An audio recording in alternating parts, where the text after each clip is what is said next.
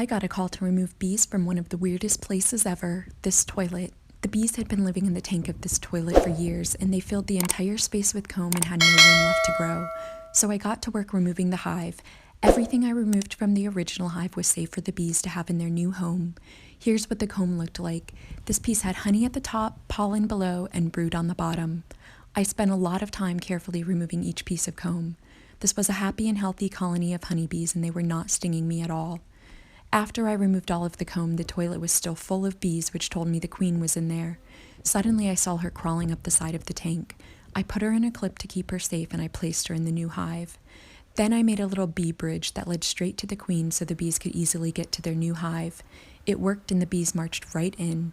After the bees started to recognize the bee box as their new home, I closed up the hive, I waited for the colony to move into the box, then we drove home, and it was another great day of saving the bees. Bees were living in this water meter, and I was called to remove them, so I lifted the cover to reveal a beautiful hive. The bees hadn't been there for very long, but they had already built a lot of comb. The comb had eggs and baby bees, which let me know that the colony had a healthy queen. There was also pollen and nectar, but there was barely any honey yet. I put the comb into frames of the new hive so the bees would have everything they need after I moved them. I always wear protective gear when I need to, but these bees were very gentle and did not sting me. After I removed all of the comb, I started scooping bees into the new hive with my hands.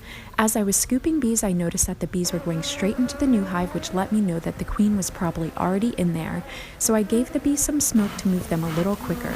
Just like you and I do, bees move away from smoke, so as I used my smoker, the bees marched out of the old hive and into the new one to follow their queen. I waited for all the bees to get into their new hive, then I closed up the hive, loaded it into my truck, and it was another great day of saving the bees. If a colony needs a new queen bee, one thing I can do is to order a queen from a bee breeder and get the new queen delivered to me in the mail.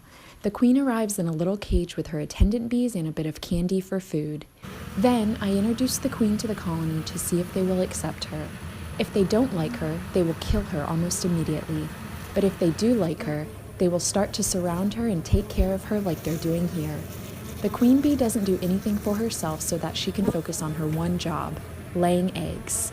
She has a group of attendant bees that follows her everywhere. They clean her and feed her and take care of all of her needs.